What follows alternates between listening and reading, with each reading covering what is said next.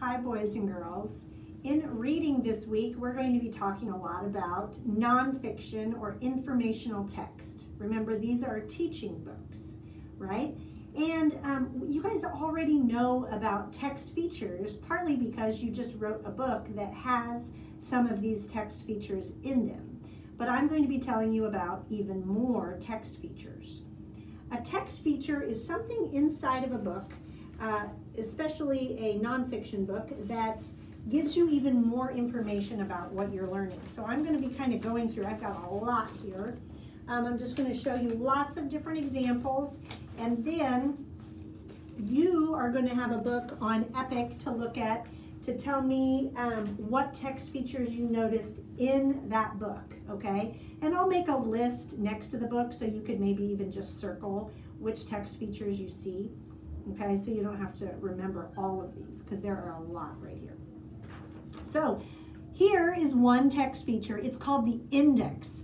Remember, this is at the very back of the book, and it'll have things like words that were in the book, and it'll tell you on which pages you can find those words. So maybe if you wanted to learn more about clouds, they are going to be talking about clouds on page 16 and 18. So the index will tell you where to look. And this is in the very back of the book, okay? A graph might be in a book. This is a good way to give you information or numbers about something in the book, and it will help you compare. Like maybe if some animal lives more in one country than another, you could compare things with a graph. A timeline is a cool text feature that we haven't really seen very much of, but it shows us how and when different things are happening through time. Right? If time was a straight line, you know, this happened first, and then this, and then this, and then this, and then this. You will see timelines a lot when you read about people's lives, so that you can learn about when they were born, when they went to school, when they went to like bigger school, what jobs they had, and then if they died, you will learn all about their life on a timeline. Sidebars. Sometimes I call these like fact boxes or something, but it's a box that's usually off to the side of the page that gives you more information. Sometimes these are like fun facts, and you'll also see them like circles or stars or squares. They can be any shape, but they give you extra information off to the side, and that's called a sidebar, all right? Let's see. A table of contents. You guys are experts on a table of contents because you made a table of contents for your All About book. That's at the beginning of the book, remember, and it tells the reader what they can find on each one of these pages. It's different than the index because the index just tells you where a word would be in the book. This tells you what each section is about in the book. Okay? Maps are kind of fun to see in books sometimes. We'll see maps in a lot of animal books because they'll tell us maybe where in the world that animal might live.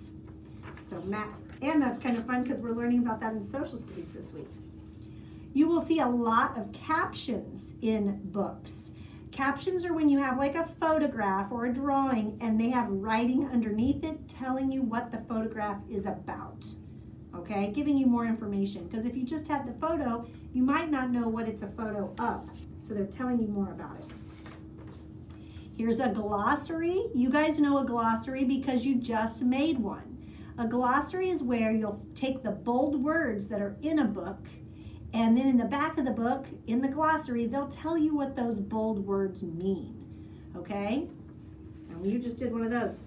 Almost all nonfiction text and informational text have illustrations or photographs, right? So here's the difference. Here's an illustration, it's a drawing. Here's a photograph or a picture that has been taken with a camera. So you can see both in a teaching book or in an informational text, but you often see real photographs more.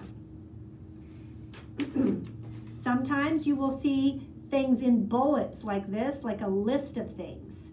Like when we made our how-to books, you saw a bulleted list of materials that you needed to do your project. So bullets are also sometimes there. We all are experts on bold words. We've been talking about those for a long time. Those are important words that you might not know that are in your text, and also we'll have the definition or explained in the glossary. You guys are also experts on diagrams because you made a diagram page for your All About book. A diagram is a drawing or a picture where they label different parts of it to help you understand what that object is or maybe how something works.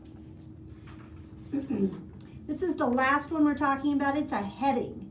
A heading is words that are up at the top. They're like usually bold or maybe a different color, and they are telling you what that little section is about. I usually call headings something like a mini title because they're like a title, but they're smaller, right? The headings are the things that also show up in the table of contents, right? Like they might say, to learn about types of matter, go to page 5. To learn about solids, go to page 7. So the headings are usually what's in the table of contents. Whew, that was a lot.